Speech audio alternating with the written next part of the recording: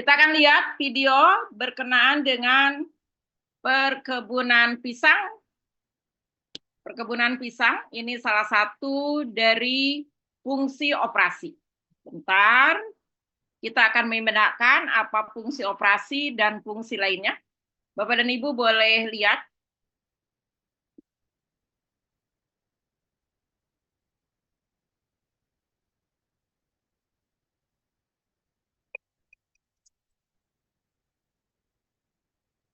Terlihat ada videonya, Bapak Ibu?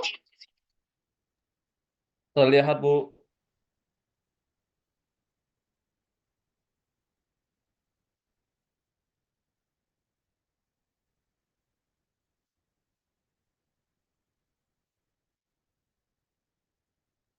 Pisang adalah salah satu buah paling populer dan dikonsumsi secara luas di seluruh dunia. Setiap tahunnya, terdapat jutaan ton pisang dipanen dan dikonsumsi oleh masyarakat di berbagai belahan dunia. Seperti halnya pohon kelapa, tanaman pisang dapat tumbuh hampir di seluruh belahan dunia. Tepatnya tercatat dapat tumbuh di 135 negara di seluruh dunia, dengan negara penghasil pisang terbesar ditempati oleh India dan Cina. Meskipun sering disebut sebagai pohon pisang, pisang sebenarnya adalah tumbuhan herbal. Batangnya tidak berkayu seperti pohon, tetapi terdiri dari lapisan-lapisan daun yang saling tumpang tindih, yang dikenal sebagai pseudostem atau batang palsu. Ada lebih dari 1.000 varietas pisang yang tumbuh di seluruh dunia, mulai dari pisang yang biasa kita temui di pasar-pasar lokal, hingga varietas yang lebih eksotis. Setiap varietas memiliki rasa, tekstur, dan karakteristik uniknya sendiri. Pada video kali ini, Rekayasa Teknologi akan mengajak kalian untuk melihat proses pertanian pisang modern di daratan Amerika Latin, seperti Ekuador dan Brasil.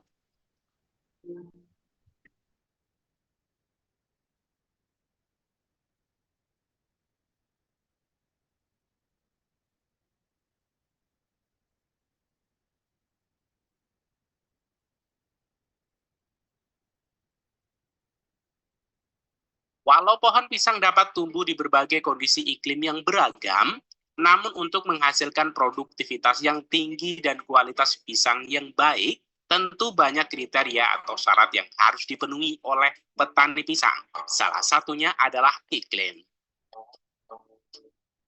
Kebanyakan pertanian pisang modern berada di daerah Khatulistiwa. Daerah garis Khatulistiwa memiliki iklim tropis dengan suhu yang hangat sepanjang tahun dan curah hujan yang cukup tinggi. Iklim ini sangat cocok untuk pertumbuhan dan produksi pisang yang memerlukan suhu stabil dan kelembaban yang tinggi. Selain itu, pohon pisang membutuhkan banyak sinar matahari untuk tumbuh dan berbuah dengan baik. Sementara daerah garis Khatulistiwa memiliki sinar matahari yang tersedia sepanjang tahun dengan intensitas yang tinggi, memungkinkan pertumbuhan vegetatif dan produksi buah yang optimal.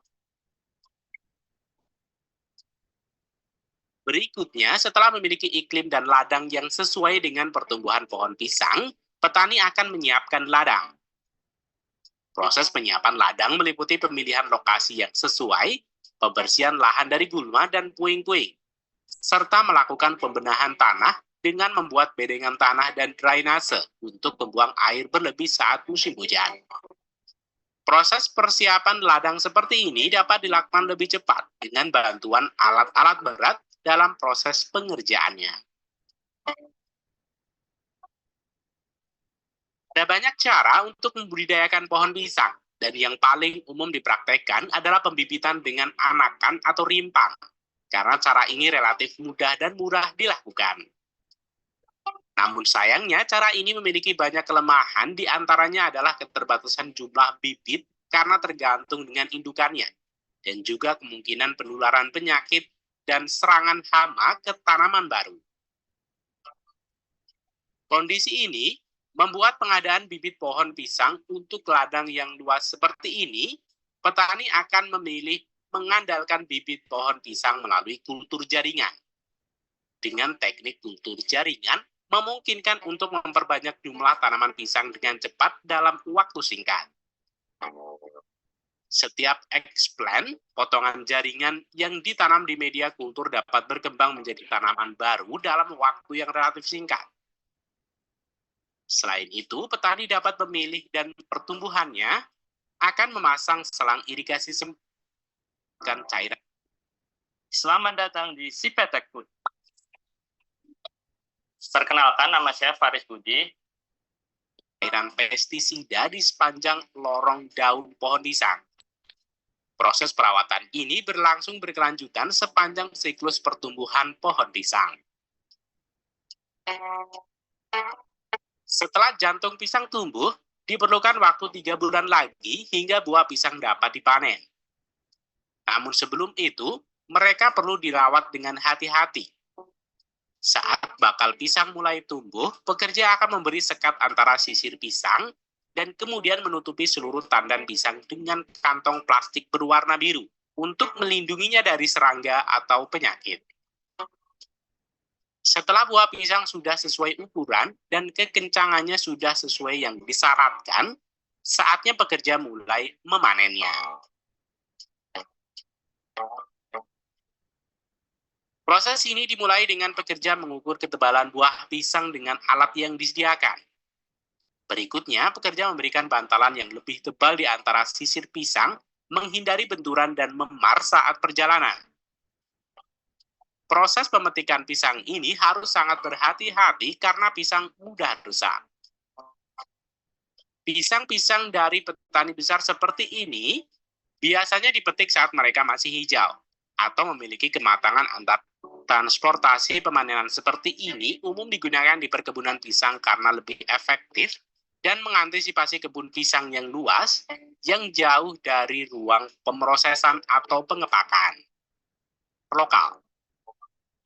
Sementara pisang-pisang yang memenuhi kriteria diperkecil sisirnya menjadi 6 atau 7 helai pisang per produk. Kemudian pisang-pisang ini dibersihkan sekali lagi, baru selanjutnya pekerja memberi label produk dan mengemasnya dengan box karton. Kotak-kotak ini dibawa ke gudang sebelum akhirnya dibawa ke pelabuhan untuk dikirim ke negara tujuan. Selama proses penyimpanan dan pengiriman, karton pisang ini disimpan pada suhu 13,5 derajat Celcius untuk mencegahnya matang terlalu cepat. Baru setelah box ini sampai di negara tujuan, pisang ini akan diletakkan di gudang pemasakan hingga memiliki Ya, Bapak Ibu, itu adalah bagian dari yang namanya proses operasi. Atau kita lihat dengan istilah proses transformasi input menjadi output. Secara umum, Bu Karissa, ya Pak Ahmad, Pak Fajar, bahwa di organisasi bisnis kita akan mengenal 4 fungsi. Yang pertama, fungsi operasi. Sehingga disebutlah namanya direktur operasional. Ya, kita akan mengenal fungsi marketing dan kita akan mengenal fungsi finansial. Marketing dan finansial kadang-kadang ada yang digabung menjadi fungsi komersil, tapi ada juga beberapa perusahaan menetapkannya tetap menjadi direktur operasional, direktur marketing, direktur keuangan, dan yang keempat fungsi HR atau SDM. Secara umum hampir selalu seperti itu, tapi kadang-kadang ada yang menggabungkannya. Bapak dan Ibu, fungsi operasi lebih kepada bagaimana input diubah menjadi output.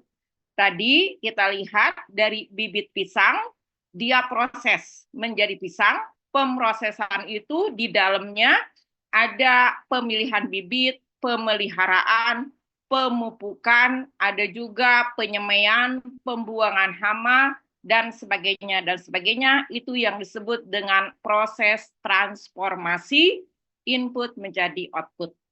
Untuk menghasilkan hasil dari proses transformasi input menjadi output, namanya barang dan jasa. Barang, misalkan pabrik kendaraan, pabrik pisang seperti tadi, pabrik tegel, pabrik televisi, handphone, dan lain sebagainya. Sementara jasa, contohnya jasa transaksi keuangan di perbankan, jasa berhubungan dengan penyehatan masyarakat, itu rumah sakit. Contohnya pendidikan, kalau untuk jasa, bengkel, salon, logistik, itu adalah untuk jasa. Nah, outputnya bisa berupa barang atau jasa seperti tadi disampaikan. Nah, Bapak dan Ibu, ada salah satu fungsinya marketing. Marketing itu kalau dalam struktur organisasi adalah perusahaan menghasilkan barang dan jasa, maka marketing ini tugasnya menyampaikan kepada konsumen, masyarakat, halo, saya punya barang ini, saya punya jasa ini. Saya punya jasa menyehatkan orang dari sakit menjadi sembuh, itu rumah sakit.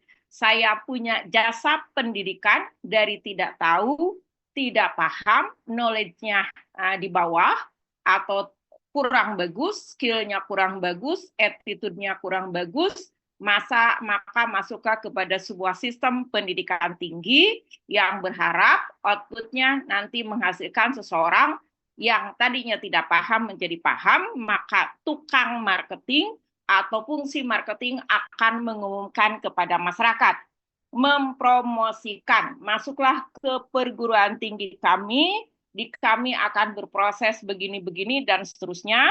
Ke perbankan juga sama, yaitu kita akan fungsi marketing mempromosikan, melakukan personal selling, melakukan distribusi kalau untuk barang dan jasa, termasuk di dalamnya pergudangan finished good, termasuk di dalamnya adalah pelayanan atau customer service, berharap ada customer satisfaction, dan juga menjaga image korporasi. Itu fungsi marketing.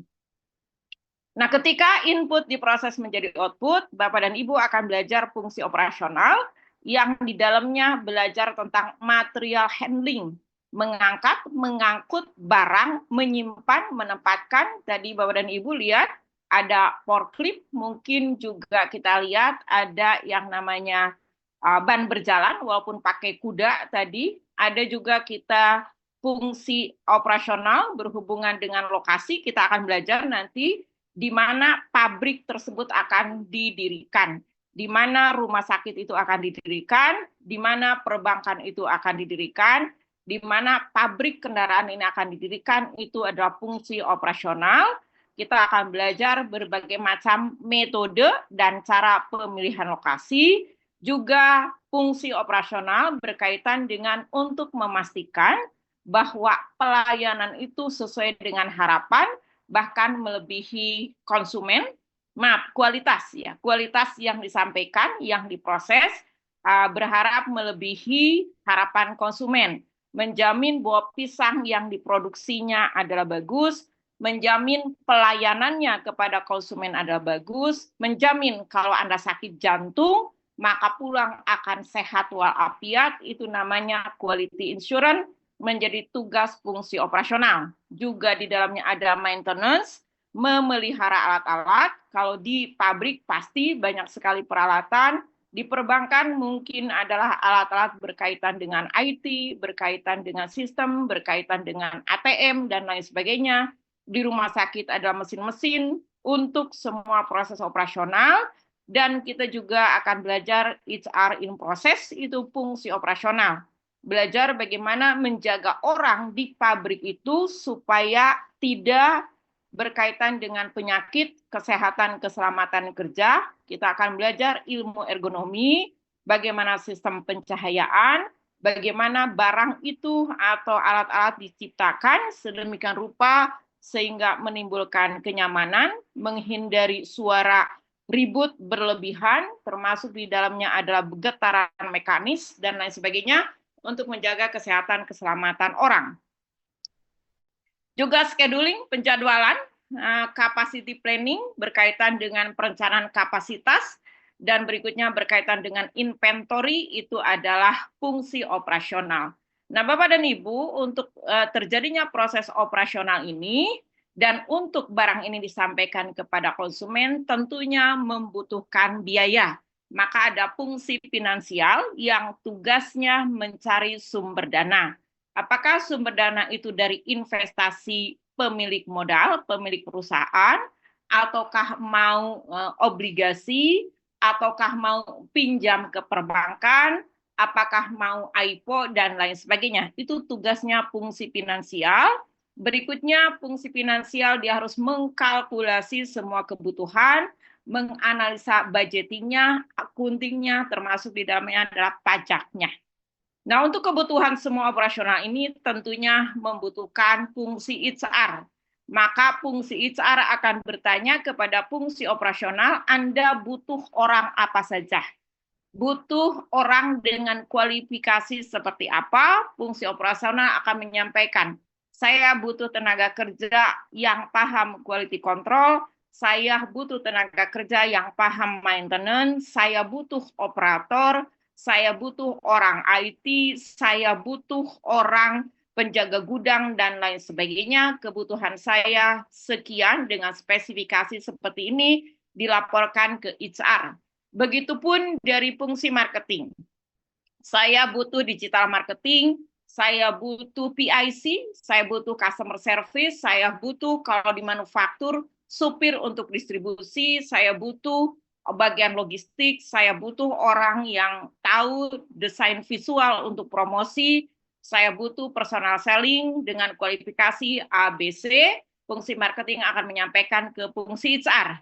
Dan orang finance pun akan menyampaikan bahwa saya butuh ahli pajak, saya butuh orang budgeting, dan seterusnya. Maka fungsi HR, dia akan mencari tenaga kerja tadi, maka fungsi HR, Bapak dan Ibu akan belajar bagaimana melakukan proses rekrutmen, melakukan penempatan, pendidikan, pelatihan, memberi penilaian kinerja, memberi kompensasi, menjaga kesehatan dan keselamatan kerja, melakukan pengembangan, promosi, demosi, dan juga mungkin mutasi, melakukan evaluasi kinerja kepegawaian, dan juga pemberhentian terkait pensiun. Kira-kira secara makro fungsi atau fungsi-fungsi yang ada pada sebuah bisnis itu ada keterkaitannya seperti itu. Ada finansial, HR, operasional, dan fungsi marketing. Bisa diikutin Bapak dan Ibu? Ya, oke. Nah, untuk itu, ada pertanyaan? Bapak dan Ibu, kenapa kita harus belajar MO? Ternyata hasil kajian hampir 95% investasi perusahaan ada di operasional. Sebagian besar aktivitas perusahaan umumnya tertanam dalam aktivitas operasi atau produksi, khususnya di inventory. Kalau untuk manufaktur, Bapak dan Ibu bayangkan perbankan. Perbankan yang besar biasanya kalau karyawannya 3.000 atau 300, bagian HR-nya cuma 2 orang, apa 3 orang. Bagian marketingnya paling 10 orang. Bagian finance-nya paling 4 orang. Dari 300 itu bisa kita katakan 95% orang ada di operasional.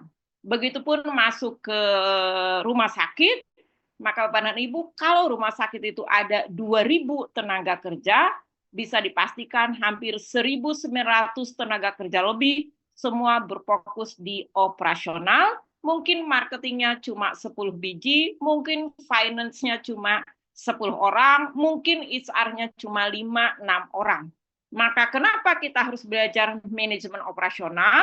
Karena sebagian aktivitas, mau manufaktur, ataupun services ada di fungsi operasi, dan juga investasi tertinggi yang dikeluarkan oleh pemilik perusahaan ada di fungsi operasional, dan juga kegiatan operasional perusahaan merupakan kegiatan utama dari sebuah bisnis.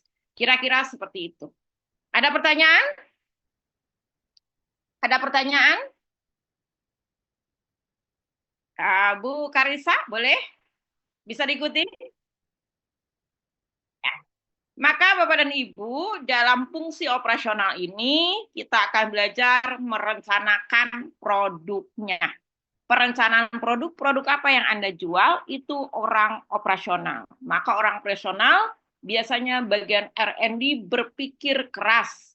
Desain produknya, produk yang mau dijual itu seperti apa. Kalau di manufaktur, misalkan di Toyota, mobilnya ukurannya seperti apa, warnanya seperti apa, modelnya seperti apa, A, B, C, D, mungkin sampai 100 kriteria barang ini mau seperti apa.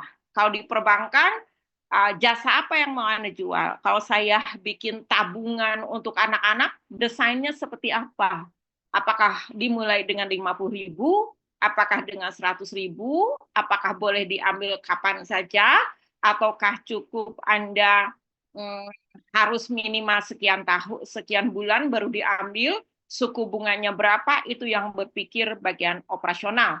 Termasuk di dalamnya kalau kredit, kita kasih nama kredit A, spesifikasinya seperti apa, jatuh temponya seperti apa, cicilannya seperti apa. Kalau di salon, produk apa yang mau disampaikan?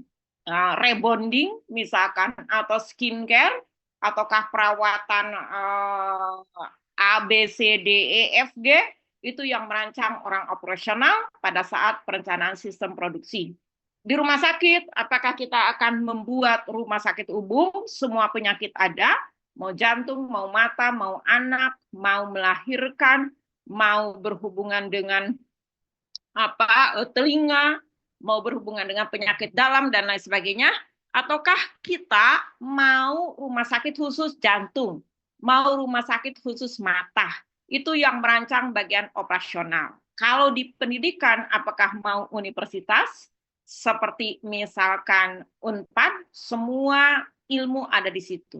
Mau pertanian, mau sosial, mau statistik, mau ekonomi, bahasa, pendidikan ada di situ. Ataukah mau khusus politeknik, politeknik hanya satu, atau STIE, ini sekolah tinggi hanya satu, yaitu ekonomi, dia tidak menyelenggarakan pendidikan bahasa, tidak menyelenggarakan kegiatan pendidikan kedokteran, teknik, dan lain sebagainya, ataukah mau berupa institut, itu juga yang merancang adalah sistem orang operasional.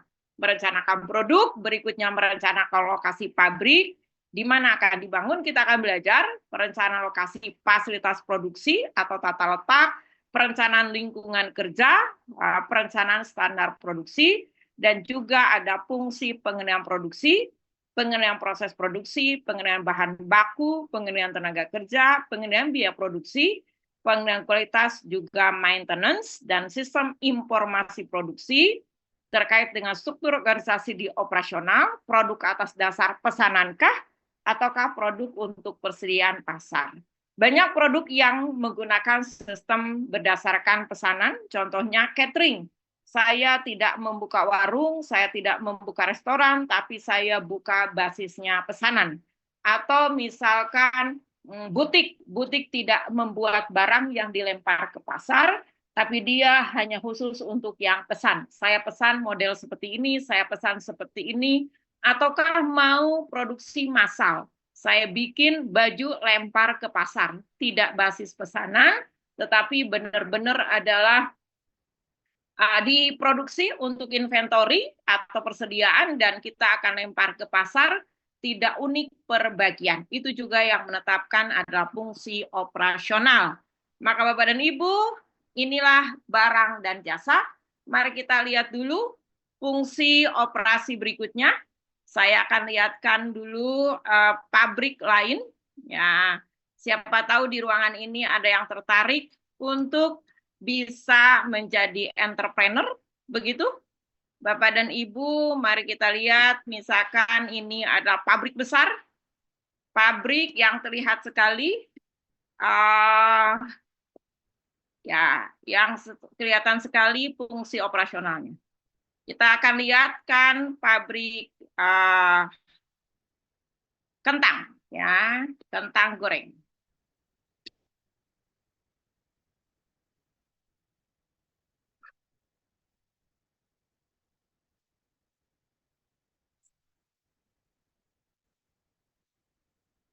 Ya. Kentang goreng, sebuah makanan ringan yang mula-mula diperkenalkan oleh Amerika di kalangan masyarakat pada abad ke-19 dan diperdagangkan pertama kali pada tahun 1932, kini telah menjelma menjadi santapan yang dinikmati oleh seluruh dunia. Hidangan ini pun telah merajut dirinya sebagai hidangan wajib bagi berbagai lapisan masyarakat. Dalam video ini, Kami berkesempatan untuk menjelajahi sebuah pabrik pengolahan kentang goreng yang mengungkapkan proses kreatif di balik pembuatan hidangan populer ini.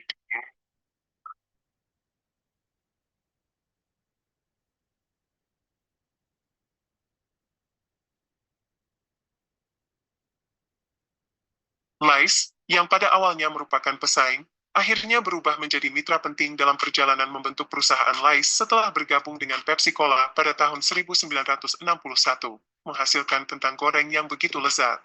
PepsiCo, sebagai salah satu pemain besar dalam industri pertanian, setiap tahunnya menjadi salah satu pembeli terbesar dengan pembelian kentang mencapai sekitar 240.000 ton. Kentang-kentang ini mengalami perlakuan istimewa tanpa memerlukan penyimpanan yang panjang. Setelah tumbuh dan matang selama 120 hari, kentang-kentang ini menjalani proses pembersihan awal sebelum memulai perjalanan mereka ke tahap selanjutnya. Seluruh proses penyortiran dan pencucian dilakukan di fasilitas yang dimiliki oleh para petani. Kentang-kentang yang digunakan untuk membuat kentang goreng ini berasal dari varietas kentang berkualitas tertinggi yang disediakan oleh mitra perusahaan. Dengan keahlian teknis yang mendalam dalam pengelolaan benih kentang dan peralatan yang canggih untuk mendukung pertumbuhan kentang, kentang-kentang ini dipindahkan dengan cermat ke stasiun pencucian, di mana air digunakan sebagai agen transmisi untuk membersihkan mereka dari segala kotoran, dan air bekasnya pun dapat digunakan kembali.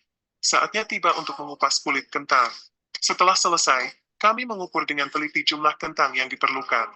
Drum pengupas ini dilengkapi dengan permukaan abrasif yang terselimuti rapat, di mana kentang diolah dengan gesekan lembut untuk menghilangkan lapisan tipis kulit, sembari tetap menjaga kandungan nutrisi yang berada persis di bawah kulit kentang. Setelah proses pengupasan selesai, kentang yang telah bersih dikirim ke stasiun kontrol kualitas, di mana mesin generasi terbaru memeriksa setiap produk dengan cermat. Produk yang menunjukkan cacat yang terlihat seperti bintik hitam atau kerusakan yang dapat mempengaruhi penampilan akhir kentang goreng akan ditolak. Kentang terpilih kemudian dibawa ke stasiun pemotongan, di mana sebuah drum yang dilengkapi dengan pisau khusus digunakan untuk menghasilkan kentang goreng biasa atau dengan goresan berkerut sesuai kebutuhan. Drum ini mulai berputar, dan pisau-pisau tersebut memotong kentang dengan presisi luar biasa, hingga ukuran yang sangat tipis, memastikan bahwa proses penggorengan menghasilkan tekstur kentang goreng yang seragam dan sesuai dengan yang diharapkan. Pabrik ini menghasilkan beragam varian kentang goreng yang mencakup 5 jenis dasar dengan lebih dari 40 variasi rasa yang berbeda.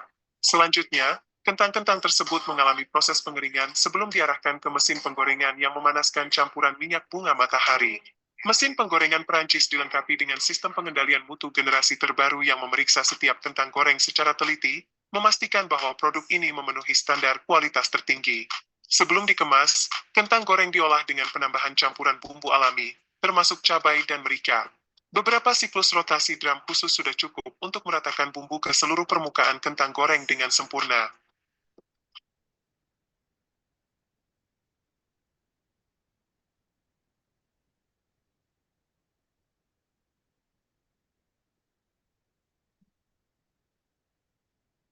Setelah itu, kentang goreng diangkut ke jalur pengemasan, di mana tiap timbangan dilengkapi dengan 16 unit baki dosis yang dikendalikan oleh komputer.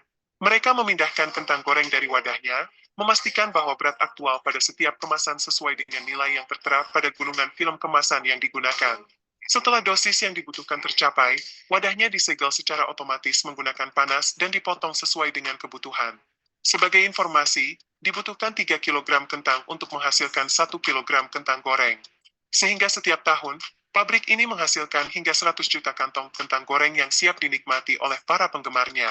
Kentang goreng selanjutnya dikemas dengan hati-hati dalam kardus-kardus, dan sebuah robot otomatis dengan cermat memindahkan kotak-kotak tersebut ke atas palet. Produk kemudian dipindahkan ke fasilitas penyimpanan, di mana lebih dari 100 truk yang diperlengkapi dengan kentang goreng dari tanaman Pepsi dengan senang hati mengantarnya ke pelanggan di seluruh Eropa yang tak sabar untuk menikmatinya. Coba beritahu kami apa snack kentang goreng favoritmu? Tuliskan di kolom komentar. Jika Anda menyukai video ini dan terinspirasi, Ya, itu contoh fungsi operasi merubah input, ya. Dalam hal ini kentang menjadi kentang goreng. Nah, Bapak dan Ibu, produk yang dihasilkan bisa berupa, terlihat slide-nya? Terlihat slide-nya? Belum, Bu. Belum muncul, Bu, slide-nya, Bu. Oh, Sudah, Bu. nah, oke ya. Jadi yang dihasilkan itu barang dan jasa. Outputnya, barang itu gelas, handphone, televisi, lemari, kentang goreng seperti tadi, pisang itu barang. Jasa itu dari tidak cantik menjadi cantik, dari tidak tahu menjadi tahu, dari dari sakit menjadi sehat. Contoh jasa berikutnya penerbangan. Orang itu asalnya ada di Bandung, diterbangkan ke Kalimantan. Logistik barang tersebut adanya di Kalimantan, pindah ke Sulawesi, itu adalah jasa. Perbedaan barang dan jasa secara umum ciri-cirinya kalau barang itu berwujud, bisa dipegang, secara visual terlihat, tangible, sementara jasa itu tidak terlihat, tahu-tahu sehat, tahu-tahu pintar, tahu-tahu pindah tempat. Bisa dijual kembali, kalau Pak Ahmadi beli TV dan sudah bosen, Anda bisa jual kembali. Pak Hatta, Pak Ibu Hatta ya, beli jam tangan, sudah bosan Anda jual kembali. Tapi kalau jasa, Anda sulit tidur dan masuk ke rumah sakit, dikasih obat, maka yang sudah masuk ke badan ini kita tidak bisa jual kembali. Anda sakit gigi, tambahan giginya setelah sembuh kita jual kembali, tidak. Kalau jasa tidak bisa dijual kembali. Ya, produk bisa disimpan, Anda disimpan, inventory, barang itu ada inventory, ada persediaannya, lemari bisa kita simpan, TV bisa kita simpan, tetapi jasa penerbangan tidak bisa disimpan.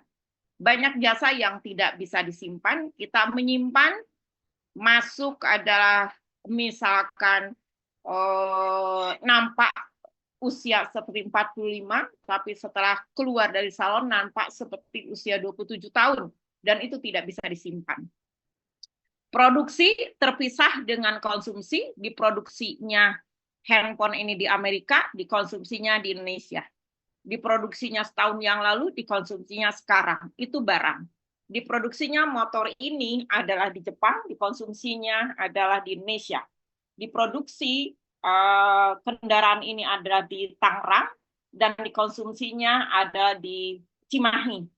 Produksi terpisah dengan konsumsi, sementara jasa diproduksi berbarengan saat dikonsumsi. Seperti Bapak, hari ini saya sedang memproduksi jasa pendidikan dan Bapak Ibu sedang mengkonsumsinya.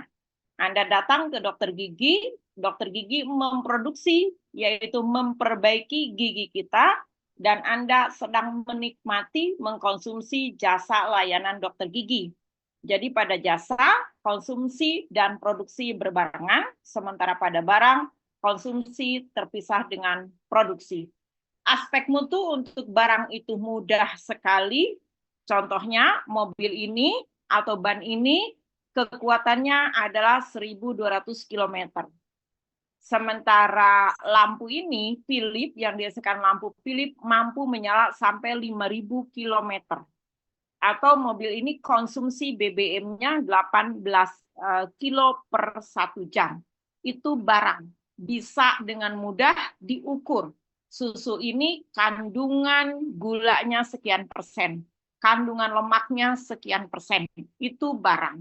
Tapi kalau jasa, susah sekali kita menetapkan aspek mutunya, karena jasa biasanya adalah berupa visual yang disampaikan oleh orang. Contohnya adalah pelayanan rumah sakit ini sangat bagus. Orang lain mengatakan sangat bagus, dengan bagus, atau dengan jelek, tidak jelas kriterianya seperti apa. Atau dokter ini melayani dengan sangat ramah. Apa bedanya sangat ramah dengan ramah dan tidak ramah? Setiap konsumen bisa memiliki persepsi yang berbeda. Sekali lagi, satuan ukuran jasa adalah sulit untuk diidentifikasi, diukur secara jelas dibanding dengan barang. Perbedaan berikutnya, barang ini penjualan terpisah dengan produksi. Diproduksi di Korea, dijual di Indonesia. Penjualan menjadi bagian dari jasa, produk bisa diangkut kalau interaksi pelanggan dengan produsen di jasa itu tinggi, interaksinya. Sementara di barang, interaksi produsen dengan konsumen itu bahkan tidak kenal sama sekali. Fasilitas penting untuk menurunkan biaya, Bapak dan Ibu, Kenapa Indomie itu harganya murah? Karena dia menggunakan fasilitas kapasitas yang besar seperti mie gacoan. Untuk memurahkan kos, maka dia membuat kapasitas yang besar. Tapi kalau kapasitasnya kecil, maka harga pun akan naik. Dan berikutnya mudah melakukan otomatisasi, seperti tadi Bapak dan Ibu lihat di pabrik kentang, semua hampir 60% pakai robot. Ya, kalau di jasa agak susah untuk dilakukan otomatisasi. Penerimaan dihasilkan dari produk, fasilitas penting untuk kontrak pelanggan, sulit untuk melakukan otomatisasi. Itulah perbedaan barang dan jasa, dan kita akan lihat seperti ini. Sebentar. Pada industri ini, kita lihat barangnya seperti apa. Ya, ini. Mobil itu kalau pabrik mobil itu hampir 100% dia jualan barang. Tapi komputer ada barang di dalamnya, ada jasa. Karena ketika Bapak dulu ya beli komputer PC, nanti dipasangkan di rumah, ada jasa pemasangan. Beli karpet, Bapak dan Ibu beli karpet, yang karpet tersebut dipasang, ada komponen barang dan ada komponen jasanya. Makanan cepat saji, itu ada komponen barang, karena Bapak dan Ibu membeli makanan, tetapi juga membeli pelayanan. Restoran, bengkel mobil, restoran, dan bengkel mobil itu bisa setengah jasa, setengah barang. Karena bengkel mobil itu jasa, tapi biasanya ada barang yang dibeli. Mungkin spare part, mungkin juga ada beli pelumas, mungkin juga beli alat-alat yang dibutuhkan. Restoran, ada pelayanan, dan ada makanan yang kita beli. Ya. Perawatan di rumah sakit itu lebih banyak jasanya dibanding dengan barangnya. Tapi barangnya ada. Bisa berupa obat, bisa berupa infusan, bisa berupa jarum suntik, dan lain sebagainya. Agen periklanan atau manajemen investasi itu hampir bisa dikatakan 100% jasa. Karena cuma ngobrol. Bagusnya Bapak dan Ibu investasi di sini. Karena investasi di sini menguntungkan dan seterusnya dan seterusnya. Agen periklanan itu ada barang dan ada jasa, dia mengiklankan, tetapi mungkin desainnya beli dari situ, ada kalau di spanduk itu ada barang yang dibelinya. Jasa konsultan, pengajaran seperti saat hari ini bisa dikatakan hampir 90 bahkan 100% itu adalah jasa. Kalau ada yang jualan buku, ada sebagian barangnya, tetapi lebih banyak ke jasanya. Konseling benar-benar, dukun itu benar-benar jasa, tidak ada barang sama sekali. Itu kira-kira. Ada pertanyaan? Nah, bagaimana proses ya? Mau tanya, Bu. Ya, Pak Asep, boleh. Kalau uang termasuk barang atau jasa, Bu? Maksudnya apa? Uang gimana? Kayak perbankan gitu, Bu. Ya, perbankan. Ya, jasa itu hampir, kan kita cuma menyimpan uang, ya, dan kita akan dapat suku bunga, itu hampir 95% adalah jasa. Bahkan kalau uang tersebut transfernya, transaksinya digital, bisa kita katakan 100% jasa. Tapi kalau kita nabungnya fisik, ngambilnya juga fisik kembali, mungkin itu 90% jasa, ada barangnya sekitar 10%. Begitu ya Pak Asep ya? Ya, Bu, makasih. Baik, ada lagi?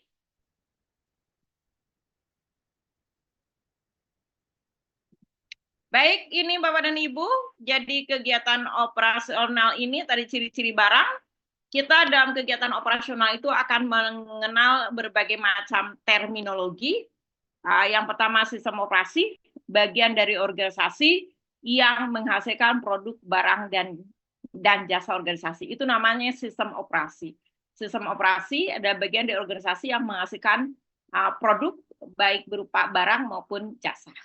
Proses konversi itu istilah, ada proses yang merubah kulit menjadi sepatu, yang merubah kentang menjadi kentang goreng, yang merubah terigu, daging, bumbu menjadi bakso, yang merubah terigu dengan bumbu menjadi mie. Itu namanya proses konversi. Yang merubah tidak tahu menjadi tahu, itu proses konversi di pendidikan. Ada nilai tambah, peningkatan nilai karena proses konversi di mana output harus lebih besar dari input. Bapak dan Ibu, dalam proses input menjadi output, yang ini, ya. Proses input menjadi output, ada proses transformasi atau proses konversi, maka value dari output itu harus lebih tinggi dari value input. Asalnya kentang gelondongan, setelah diproses menjadi keripik kentang, maka nilai keripik itu yang disebut dengan fungsi operasi yang benar, nilainya harus lebih tinggi dibanding dengan inputnya. Inputnya adalah 30.000, outputnya menjadi 45.000 kalau secara rupiah. Inputnya rasanya biasa, setelah diproses outputnya menjadi enak. Inputnya asalnya tidak berguna, itu yang namanya kulit-kulit, tapi setelah diproses akhirnya menjadi sepatu atau misalkan menjadi kerupuk, ya. Jadi ada istilah nilai tambah. Random fluctuation adalah pengaruh lingkungan yang tidak dapat dikendalikan. Kalau dalam industri kentang, tadi ada random fluctuation, pengaruh lingkungan yang tidak dapat dikendalikan, contohnya cuaca, contohnya hama penyakit, atau contohnya kesuburan tanah. Kalau dalam proses pisang juga sama, sudah terlihat. Ada random fluctuation, misalkan kalau di perbankan adalah orangnya sakit, ada gangguan internet, ada gangguan sistem, umpan balik ada informasi dalam proses kontrol yang memungkinkan bagi manajemen untuk memutuskan apakah kegiatan organisasi memerlukan penyesuaian atau perubahan, dan yang terakhir disebut terminologi teknologi. Ada tingkat kecanggihan pengetahuan dalam proses konversi barang menjadi jasa. Nah, ini adalah input, proses transformasi, tadi output, di mana output itu value-nya harus lebih tinggi dari input. Nanti ada umpan balik, dianalisa apakah sesuai dengan yang ditetapkan dari aspek kualitas, dari aspek budget, dari aspek jumlah, termasuk apakah sesuai dari aspek spesifikasi. Nah, kita akan lihat model manajemen operasi, ya. Dulu namanya manajemen produksi, Bapak dan Ibu, karena lebih kepada manufaktur, lebih kepada pabrik. Tapi sekarang keluarlah konsep manajemen operasi, di dalamnya tidak hanya ke manufaktur, tapi juga ke services. Jadi ada input, ada output, ada proses konversi, ada fluctuation. Contohnya dalam proses input itu biasanya Bapak dan Ibu dikenal dengan istilah 6M. M pertama adalah manusia, ada manusianya. M berikutnya material, ada bahan bakunya, contohnya di sepatu. M pertama man, ada orang yang mau melakukan proses konversi. Berikutnya material, ada bahan baku yang akan diproses, berupa kulit, sol, lem, dan lain sebagainya. Berikutnya metode, ada cara bagaimana proses konversi. Berikutnya keempat, mesin atau machine, yaitu mesin yang dipakai untuk merubah proses konversi.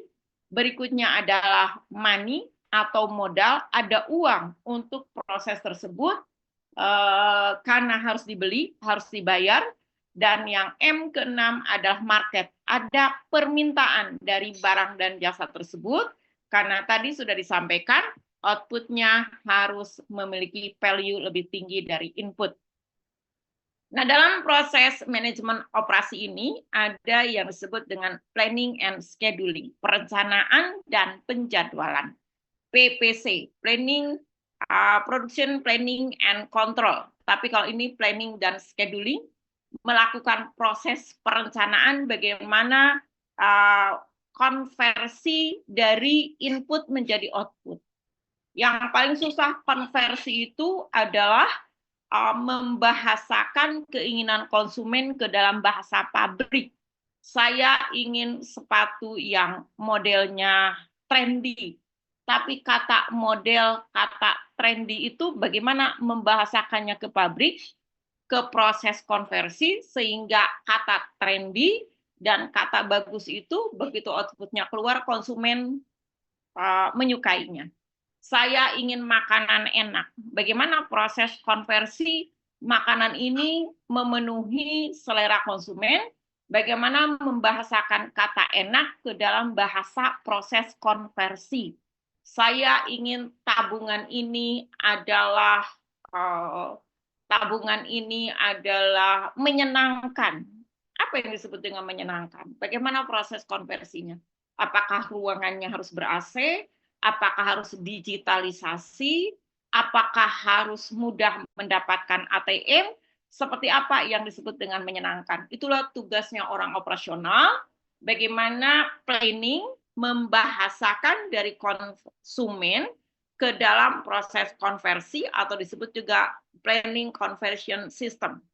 Operational strategik berkaitan dengan strategik operasi. Bapak dan Ibu, kita akan belajar kalau saya punya uang 200 miliar atau 100 miliar, saat ini saya punya rumah makan nasi Padang sebanyak 20, apakah penambahan investasi itu akan tetap ke nasi Padang ataukah saya ke hulunya, yaitu menjual peternakan sapi untuk menyediakan rendang, ataukah saya tidak jualan rumah makan Padang, tetapi uang yang sekarang saya simpan diinvestasikan pada aktivitas bisnis yang jauh berbeda. Tidak berhubungan dengan sapi, tidak berhubungan dengan nasi Padang, tapi saya bikin BPR.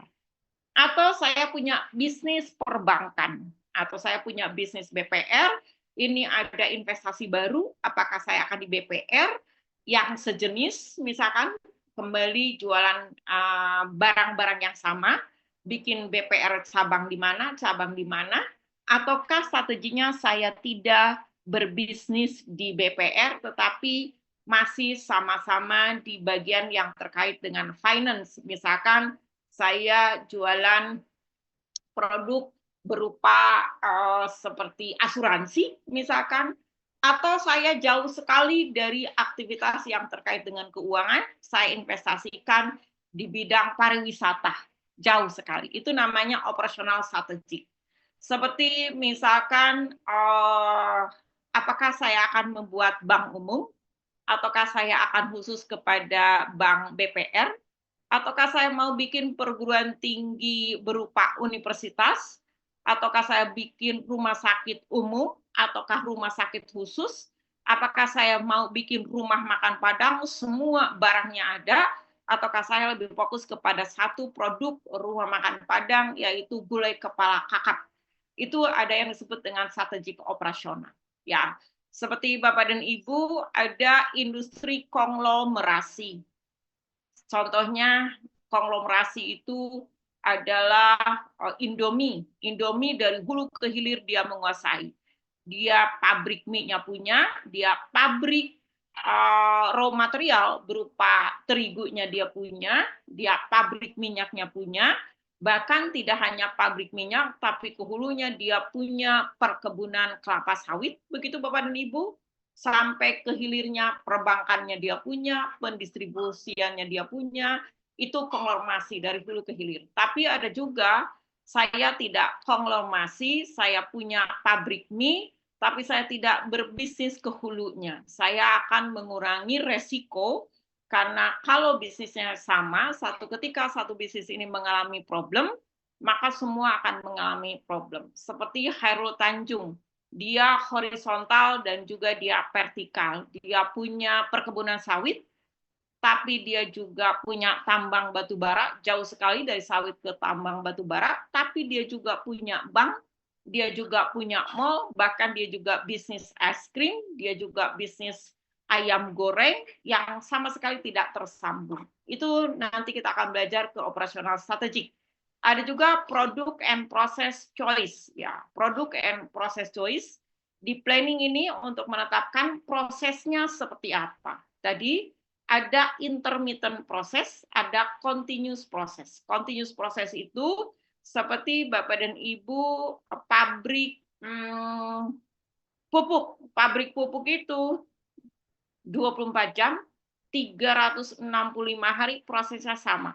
Ngageleyeng begitu saja, nggak pernah berhenti seumur hidup, produknya satu. Terus kalau tuh ada variannya tidak bertambah banyak, paling 2 atau 3 biji.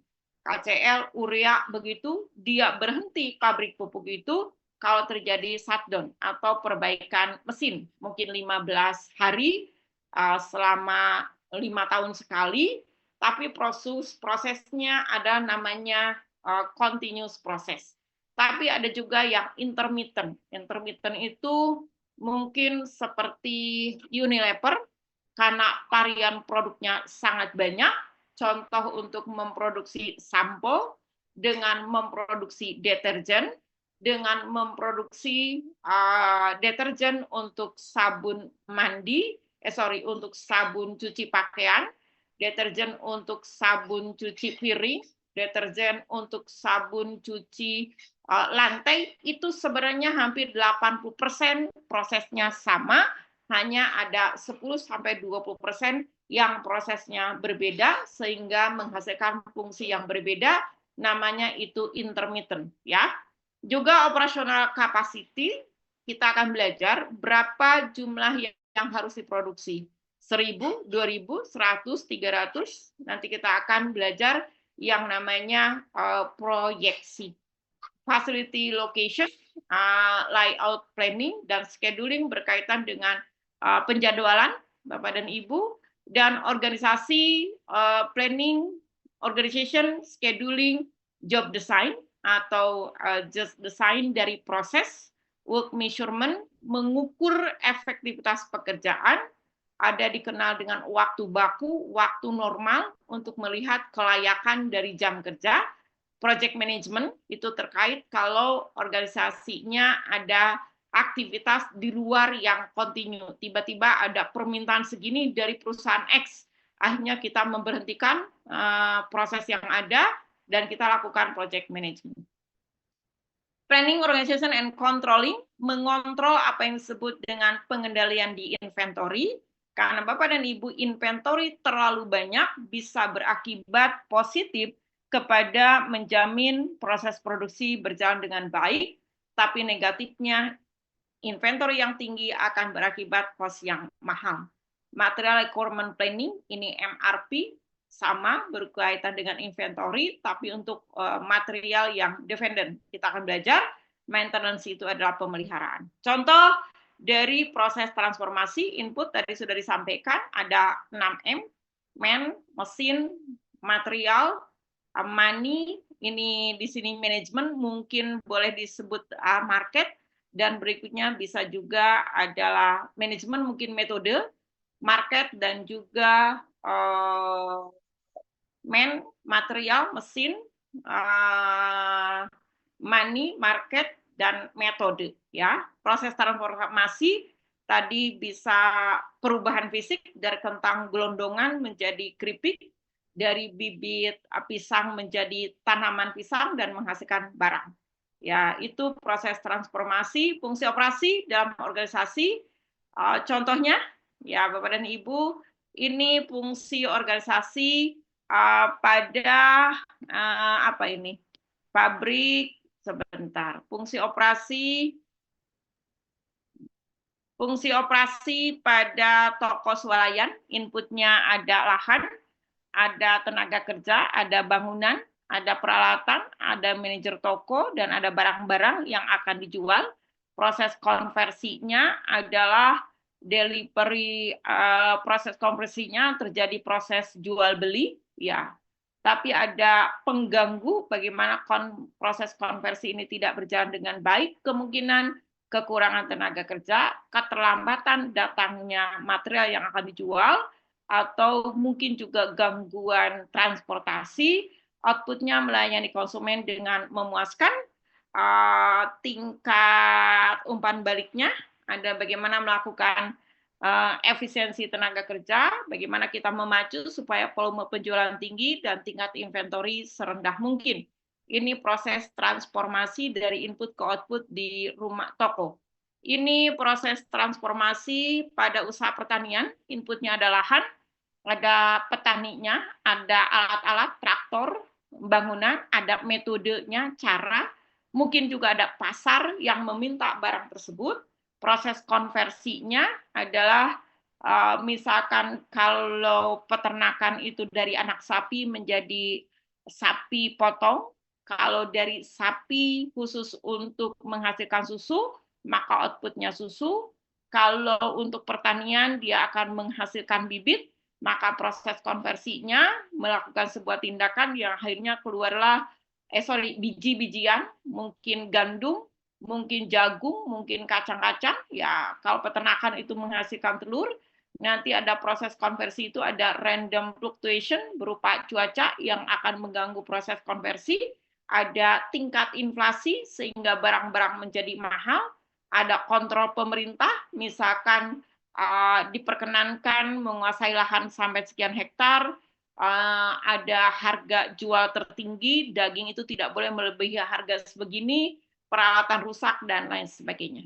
Berikutnya, contoh tadi karakteristik barang sudah, ini sudah terminologi, dan kita, Bapak dan Ibu, mengapa kita belajar MO? Tadi MO merupakan salah satu dari 3 fungsi utama dalam organisasi, apapun dan segala integral dengan semua fungsi bisnis lainnya, semua organisasi memasarkan, menjual, dan membiayai, ya.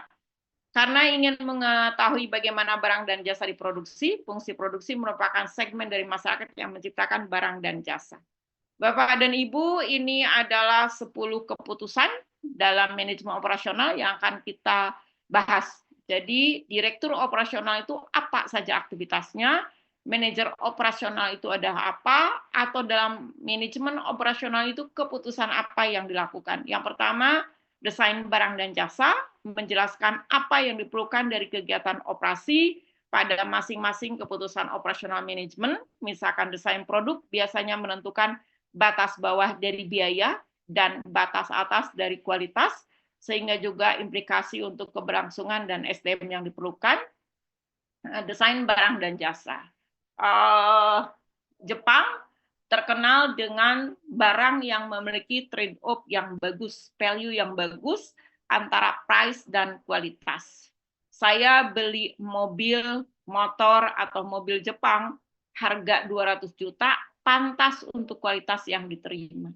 Tapi ketika kita membeli mobil Cina yang harganya cuma 125 atau 150, murah, tapi kualitasnya jauh di bawah, sehingga nilai kepantasan mobil Cina atau value-nya jauh lebih rendah dibanding dengan mobil Jepang.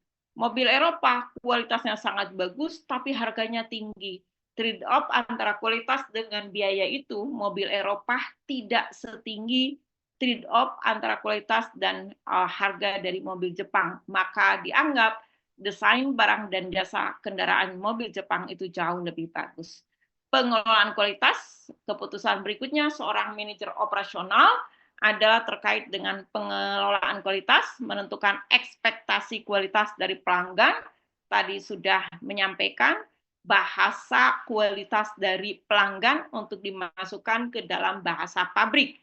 Desain proses dan kapasitas tadi sedikit sudah disampaikan terkait dengan apakah akan universal seperti makro, begitu Bapak dan Ibu, bikin universal semua barang ada, atau seperti Unilever barangnya sangat banyak variansnya, atau saya cuma 1-2 varian tetapi jumlahnya besar. Contohnya banyak sekali strategi proses, desain proses dan kapasitasnya yang tunggal. Pabrik apa Pak, Bapak dan Ibu, pabrik pupuk, pabrik semen itu tunggal. Unilever itu majemuk, banyak modelnya, jumlahnya sedikit-sedikit, tapi modelnya banyak. Strategi lokasi, tadi menetapkan di mana lokasi itu akan didirikan, kita akan belajar, ya strategi tata ruang atau layout, SDM dan desain pekerjaan, manajerial rantai pasok, manajemen inventory, dan juga penjadwalan, dan yang terakhir maintenance. Itu yang akan kita pelajari dari pertemuan kedua sampai dengan pertemuan terakhir. Keputusan berkaitan dengan desain barang dan jasa, pengelolaan kualitas, manajemen rantai pasok, inventory, strategi lokasi, termasuk di dalamnya juga tata ruang dan juga maintenance. Kira-kira seperti itu. Ada yang ditanyakan Bapak dan Ibu? Ada yang tanyakan? Boleh. Gimana, Kak? Heeh.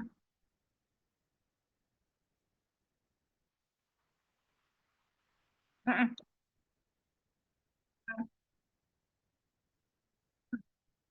Hmm. Ya.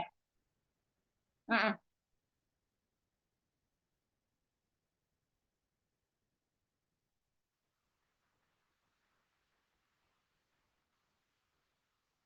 Ada yang ya dimulai dari forecast. Jadi biasanya kita akan hitung untuk produk yang sudah jalan. Sebentar. Kita dari forecasting minggu depan kita akan belajar ya. Contohnya begini.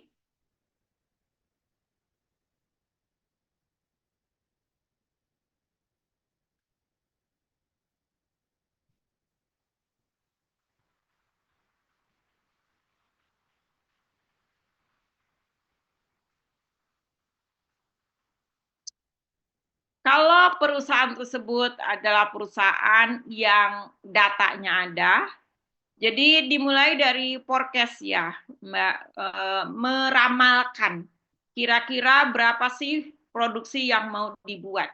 Dari hasil forecast ini nanti akhirnya ke menentukan jumlah modal, menentukan jumlah raw material, menentukan kapasitas pabrik, termasuk di dalamnya menentukan jumlah tenaga kerja. Tapi tadi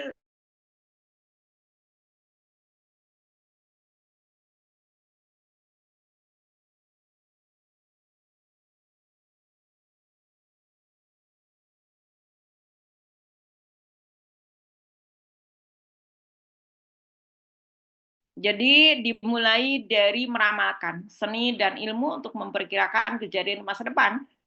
Tahun depan itu kita akan memproduksi berapa. Kalau datanya ada, kita bisa menggunakan berbagai macam metode peramalan. Ada rata-rata bergerak, begitu, ada pembobotan tertimbang, ada juga eksponensial. Kita akan latihan dengan menggunakan metode berikutnya adalah sebentar ke sini. Itu eksponensial, ada metode tren seperti ini, least square, dan lain sebagainya. Itu adalah untuk menentukan berapa jumlah yang diproduksi kalau datanya sudah ada. Bagi perusahaan yang sudah jalan, saya sudah jalan 5 tahun, maka perusahaan yang didirikan pada tahun 1997, 98 kita ada datanya, 99 ada data, 2000 ada data, 2001, 2002, 2003, 2004 ada data, maka kita bisa memprediksi dengan metode kuantitatif meramalkan. Dari jumlah yang harus berdasarkan data ramalan itu, kita bisa menetapkan berapa jumlah modal yang harus disiapkan, berapa tenaga kerja, ya ini metode peramalannya yang kuantitatif. Ya, ada metode NAI, ada rata-rata bergerak, model asosiatif, proyeksi tren, regresi, dan lain sebagainya untuk menentukan jumlah yang harus diproduksi, nanti larinya ke jumlah orang. Begitu ya, Bu Karissa. Tapi kalau perusahaan baru biasanya pakai kualitatif, pakai judgement, pendekatannya kualitatif, insting dari orang-orang eksekutif, orang-orang bagian penjualan, pengalaman masa lalu. Biasanya mereka menggunakan metode TLP, berkumpul ahli. Misalkan saya mau jualan bisnis kopi, ya bisnis kopi kira-kira berapa ya? Tapi kan saya baru, belum tahu berapa ini permintaan, maka dia menggunakan metode TLP, mengamatin lingkungan sekitar, mereka berapa menjual, apa yang menjadi daya tarik konsumen sehingga mau bertransaksi ke toko kopi ini, dan apa kekurangan dari toko kopi ini. Metode DLP, riset pasar, analogi historitik, konsensus panel, Kualitatif itu khusus untuk produk baru, ya, dan juga teknologi baru.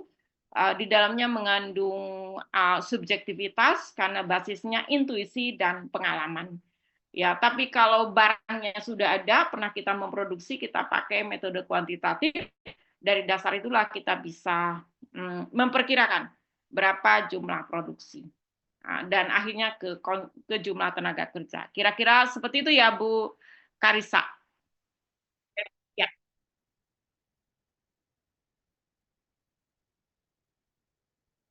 Bisa, iya, iya sangat. Karena data itu biasanya kita lihat dari perilaku data 3 tahun terakhir. Kalau 3 tahun terakhir terus-terusan turun dengan delta yang semakin menurun, awalnya 1000, turun menjadi 800, deltanya 200 turunnya. Tapi delta berikut turunnya 250. Dari 800 turun, dikurangi 250 menjadi tinggal 550. Delta yang semakin menurun itu tanda-tanda bahwa perusahaan sedang ada dalam tahap keempat, Bu. Sebentar, saya lihatkan. Ya.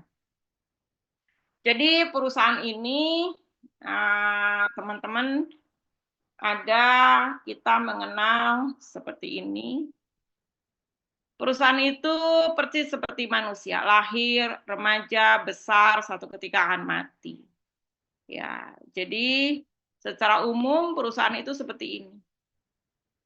Sedikit membahas tentang perusahaan. Jadi perusahaan itu siklusnya seperti ini. Terlihat, Bapak Ibu? Terlihat, Bu. Ya, perusahaan itu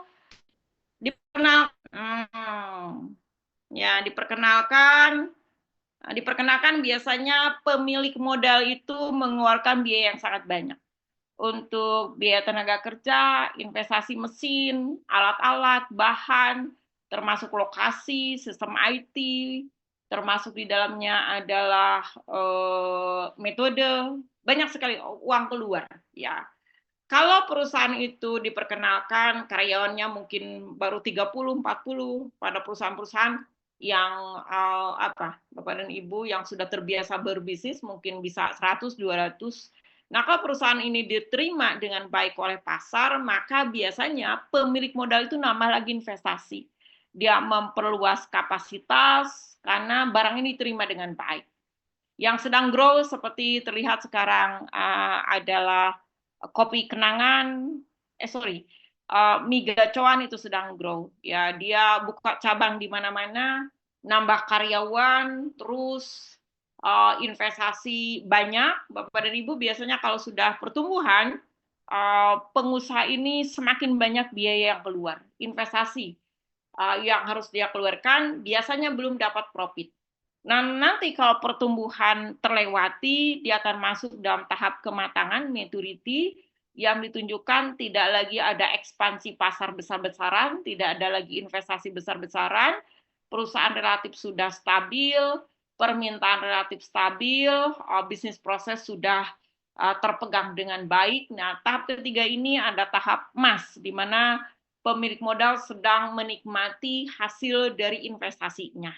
Keuntungan yang bagus, karyawan happy, begitu persaingan tidak terlalu terserang dengan baik, tapi mungkin suatu ketika akan masuk ke tahap 4 namanya decline, yang ditunjukkan dengan penjualan mulai menurun, begitu Bapak dan Ibu, cash flow tidak sebagus sebelumnya, termasuk kepuasan kerja karyawan sudah menurun, gosip ada di mana-mana, ada barang-barang yang atau jasa yang mandek, pemeliharaan gedung dikurangi, biaya pendidikan pelatihan dikurangi. Persis Indonesia sekarang lagi tahap keempat, dia lagi menuju ke arah ke bawah karena secara umum cash flow-nya negatif. Karena Bapak dan Ibu, dalam kehidupan, mau pribadi, mau bisnis, ada 3 hal yang bisa membahagiakan hidup. Nomor 1, duit. Nomor 2, duit. Nomor 3, duit. Jadi kalau duit sudah ke bawah, maka flu, batuk, pilek, pusing, ketombe segede-gede emping, jantung kerasa kalau di tubuh manusia. Kalau di perusahaan udah mulai gosip di mana-mana, mungkin gaji tidak naik-naik, kesejahteraan dikurangi, pemangkasan anggaran di mana-mana. Nah, satu ketika mungkin perusahaan itu akan mati. Oh, dan Ibu, siapa yang nggak kenal dengan Xerox? Xerox itu perusahaan terkeren di dunia yang berkaitan dengan mesin fotokopi. Dia cuma bertahan 10 tahun, 15 tahun, dan berakhir dengan kematian. Canon, mungkin siapa yang nggak kenal IBM. IBM itu dulu mendunia, sempat masuk ke grow, masuk ke maturity, tapi sekarang IBM sudah turun ke bawah dan mungkin hilang. Canon, mungkin Bapak dan Ibu, LG sekarang lagi ke bawah. Kalau di BUMN itu PTPN, Anda yang lahir masih muda, nggak kenal, tapi tahun 80-an siapa yang nggak kenal dengan PTPN, penghasil karet, teh, kopi, gula di Indonesia tertinggi. Karyawannya happy, karyanya kaya raya, tapi sekarang PTPN dari 14 itu 12 sedang di sini. Secara cash flow tidak bagus. Atau mungkin Bapak mengenal Tupperware itu sedang di sini. Udah ke sini, udah tutup ya. Tapi kopi kapal api sedang di kematangan. Bisnis, Bapak dan Ibu, ada yang diperkenalkan, tidak sempat tumbuh, tidak sempat matang, mati. Banyak. Ownernya langsung gulung tikar dan langsung habis modal. Tapi ada perusahaan diperkenalkan dan bertumbuh. Nah, ini sisi yang sangat krusial di bertumbuh ini.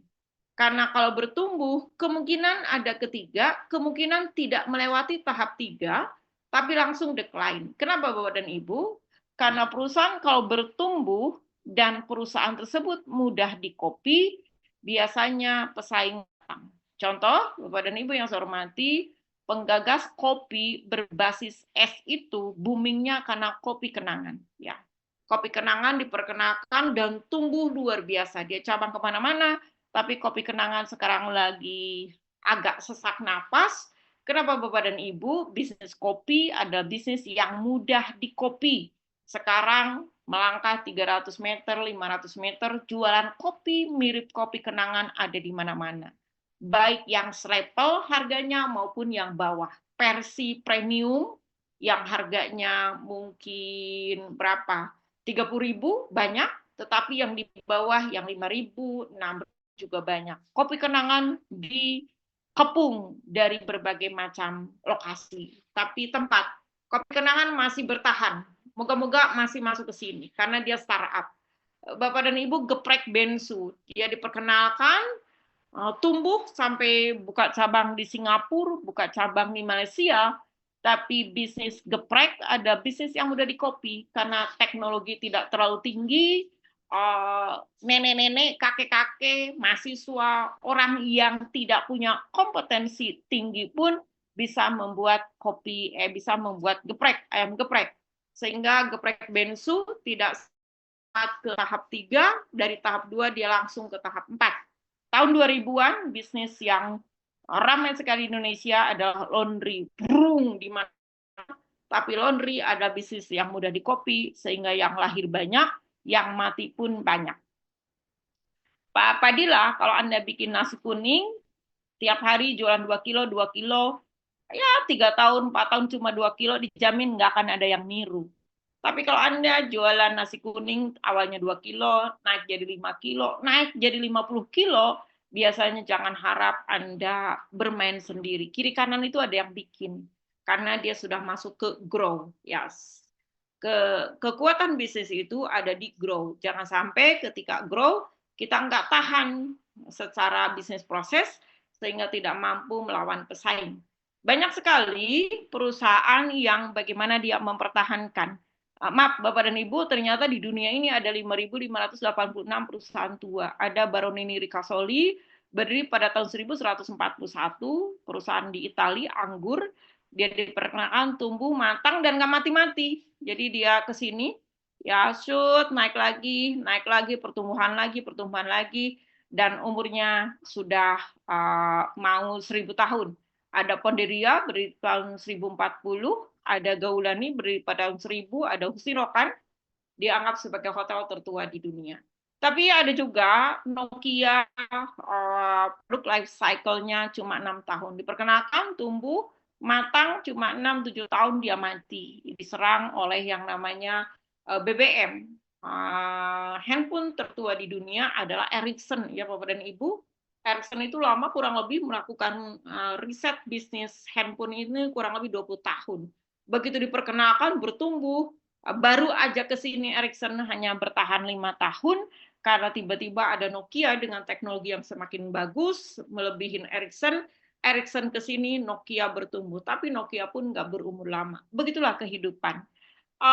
Mungkin Bapak dan Ibu, di Bandung itu ada PT Inti, siapa yang nggak kenal? Anak-anak ITB dulu mimpinya kerja di IPTN, di PT Inti, di Dahana, mungkin kalau di sekitar Jawa Barat ada Dahana, ada Pindad. PT Inti sekarang sudah ke sini. Loyo, duitnya nggak ada, batuk di mana-mana. Begitu Bapak dan Ibu? Terus Pindad juga tidak sesehat yang kita bayangkan. Mungkin di sini tapi masih di atas, tidak ke bawah. Ada Telkom sedang di sini. Mungkin Bapak dan Ibu, BJB saya kurang paham apakah di sini atau di sini.